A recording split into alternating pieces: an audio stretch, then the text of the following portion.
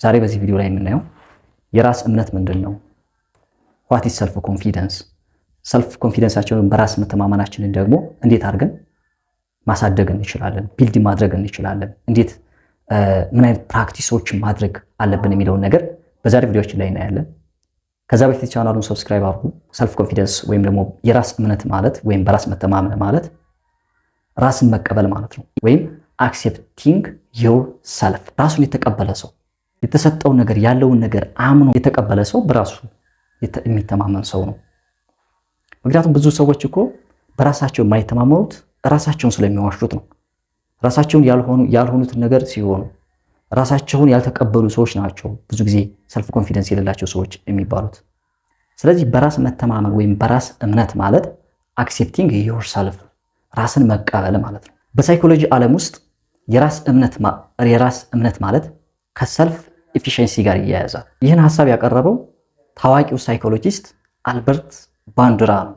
እሱ እንደሚለው ሰው ራሱ አንድን ነገር ማድረግ እንደሚችል በሚያምንበት መጠን ውጤቱ ይጨምራል ይላል። ስለዚህ እምነት ቀድሞ ይመጣል፣ ውጤት ይከተላል ማለት ነው።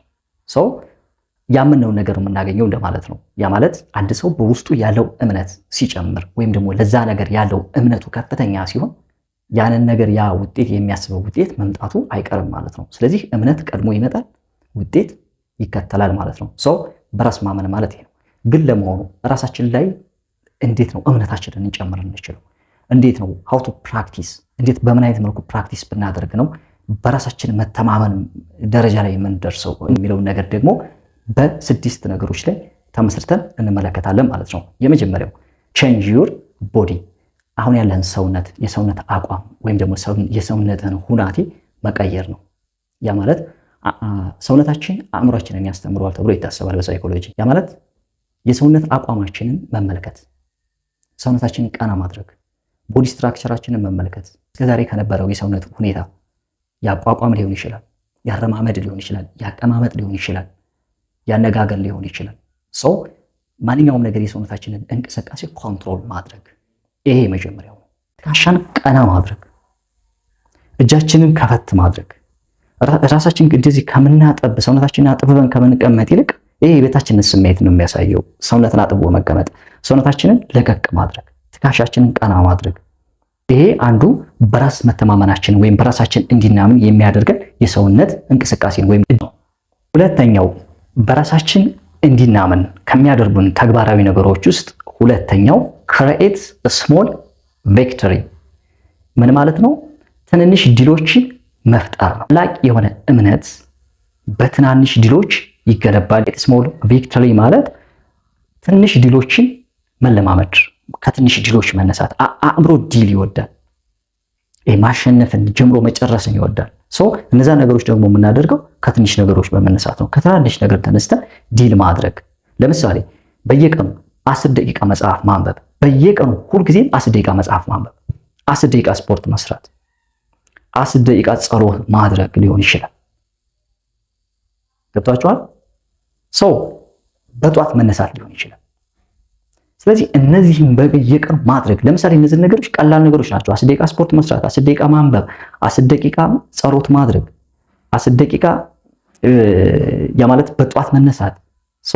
እነዚህን ነገሮች ለአእምሯችን በየጊዜው የምናደርጋቸው ከሆነ አእምሯችን ምን ይለምዳል ማለት ነው? ዲል ይለምዳል ማለት ነው። ማሸነፍ ይለምዳል። ማድረግን ለካ ማድረግ እችላለሁ፣ ለካ ይሄ ያሰብኩትን ነገር ማሳካት እችላለሁ የሚለውን ነገር ይለምዳል ማለት ነው። ስለዚህ እያንዳንዱ ዲል ደግሞ እኔ ጀምሬ ማጠናቀቅ እችላለሁ የሚልን መልእክት ያስተላልፋል ማለት ነው። እምነት የሚገነባው ከትንሽ ነገር ነው። በትንሹ ያልታመነ በትልቁ ሊታመን አይችልም። ሶስተኛው ተግባራቶች ውስጥ change your inner voice ምን ማለት ነው? የውስጥ ድምፅህን ቀይር። ብዙ ጊዜ ትልቁ ጠላት ከውጭ ሳይሆን ከውስጥ ነው። ምክንያቱም ቁጭ ስንል ስናረፍ ምንድነው አእምሯችን የሚለን? አእምሯችን ምን አይነት ነገሮችን ነው የሚያሾከሹከን? ምን አይነት ነገሮችን እንድናስብ ነው የሚያደርገን? ጊዜም ልባችሁን ወይም ደግሞ አእምሯችሁን እስኪ ያዳምጡት። ራሳችሁን እስኪ በደንብ አርጋችሁ አእምሯችሁ ምን እንደሚላችሁ ራሳችሁ ማዳመጥ ትችላላችሁ። ድምጾች ማለት አእምሯችን ለኛ የሚሰጠን ነገሮች አሉ። አንተ እንዲህ ነህ፣ አንተ እንዲህ ነህ የሚሉ ነገሮች ላይ የሚሰሙን ስሜቶች አሉ። የበታችነት ስሜት ሊሰማን ይችላል። አንድ ነገር ሰርቼ ማሳካት አልችልም፣ አይሆንልኝም፣ አይሳካልኝም ምናምን የሚሉ ኔጌቲቭ የሆኑ ተውቶች አሉ። እነዛን በፖዚቲቭ ተውቶች መቀየር ማለት ነው።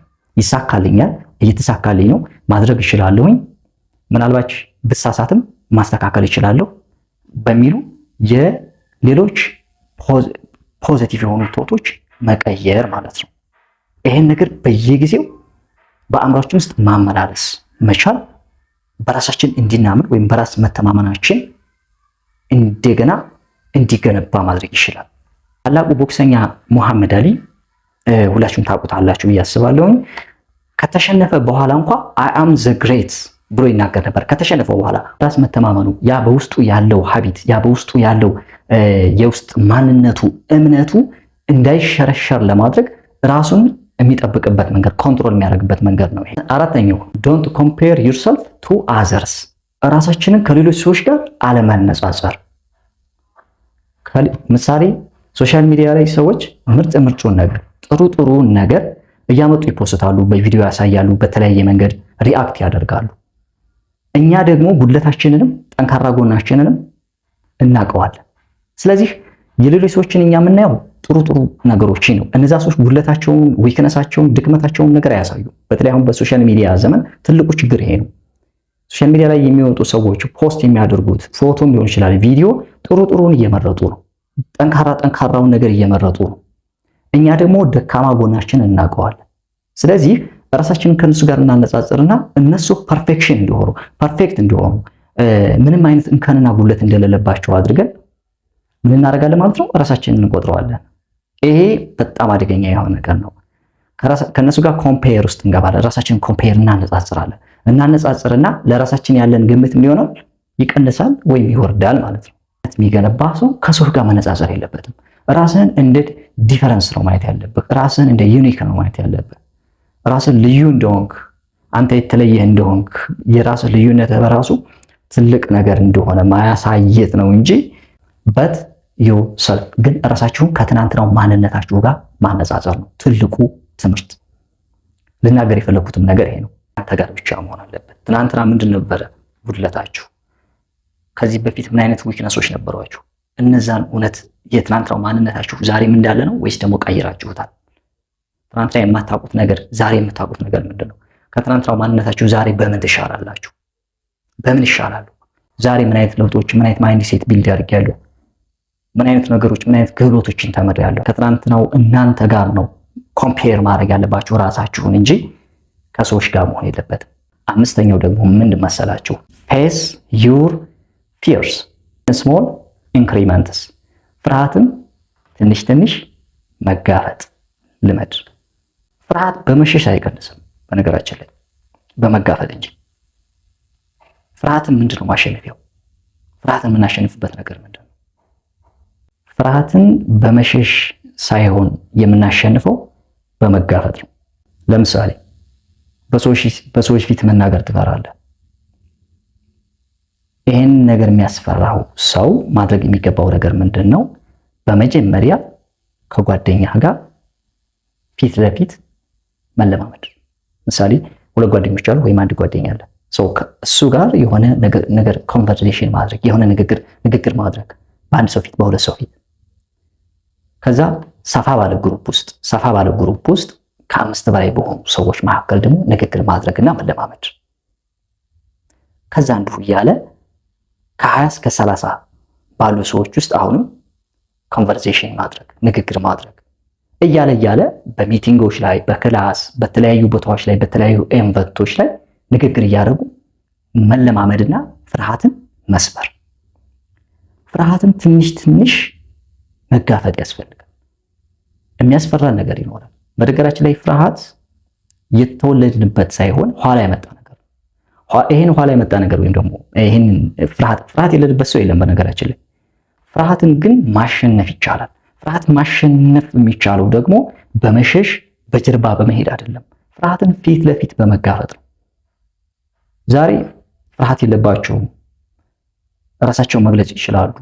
ምንም አይነት ነገር ለማድረግ አይመለሱም ደፋር ናቸው የምንላቸው ሰዎች በጣም አይናፋር የነበሩ ከዚህ በፊት እንኳን አይደለም በሰው ፊት መናገር ቀርቶ አንድ ጓደኞቻቸው ፊት እንኳን መናገር የማይችሉ ሰዎች ነበሩ። ግን እንዴት ዛሬ ትልቅ ተናጋሪ ሆኑ? እንዴት ዛሬ ፍርሃታቸውን አሸንፈው ትልቅ ደረጃ ደረሱ የሚለው ነገር ስንመለከት የተነሱበት ነገር ምንድነው? ፍርሃታቸውን በትንሹ በመጋፈጣቸው ነው። በትንሽ ነገር ጀምረው ወደ ትልቅ ነገር እያሰፉት እየተጋፈጡት መጨረሻ ላይ እያሸነፉት ይሄዳሉ። ይህን ስናደርግ ደግሞ እያንዳንዱ እርምጃ እምነትን ይጨምራል። ስድስተኛውና የመጨረሻው በራሳችን እንዲናምን ከሚያደርጉን ተግባራዊ ነገሮች ውስጥ change your environment፣ ከባቢ መቀየር። ብዙ ጊዜ ብየዋለሁ።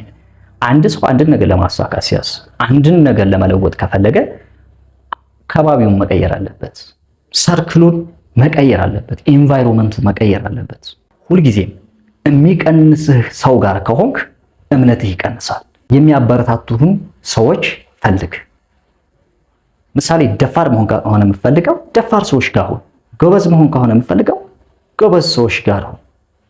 አሸናፊ መሆን ከሆነ የምፈልገው አሸናፊ ሰዎች ጋር ሁን። ምክንያቱም ከባቢ አእምሮን ይቀይራል። ይህም በደንብ አድርጋችሁ ማየት ይኖርባችኋል። ሰው በማለት ነው ኮንፊደንስ ከሌለው ሰው ጋር፣ በራሱ ከማይተማመን ሰው ጋር ወይም እናንተ አንድ ነገር ለማሸነፍ የምትጥሩ ሰዎች ሆናችሁ በዛ እናንተ በምትፈልጉት ነገር ጋር አብሮ የማይሄድ ሰው ከሆነ ወደ ኋላ እየተቀነሳችሁ እየተሽቀነጠራችሁ ነው የምትቀሩት።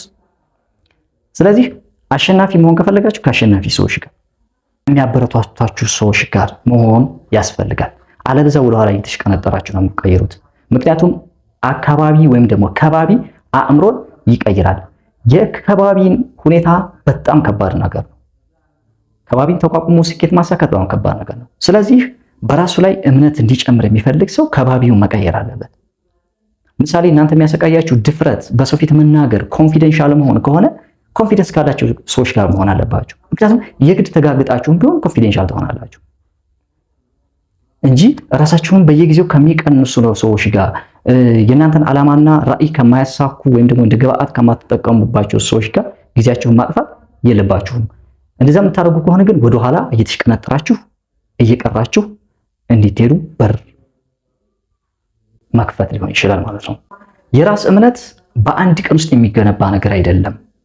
ቀስ በቀስ በጊዜ ሂደት ውስጥ በትናንሽ ተሞክሮዎች እየዳበረ የሚሄድ ነገር ነው። በትንሽ ነገር መጀመር፣ ቀስ እያላችሁ ቢልድ እያደረጋችሁ በራስ መተማመናችሁን እየገነባችሁ ትሄዳላችሁ እንጂ በራስ መተማመን ወይም ደግሞ በራሳችን ላይ ያለንን እምነት በአንድ ቀን ወይም ደግሞ በአጭሩ ቀናት ውስጥ ቢልድ ማድረግ ወይም መገንባት አይቻልም። ቀስ በቀስ ግን በሂደት ውስጥ የሚገነባ ነገር ነው።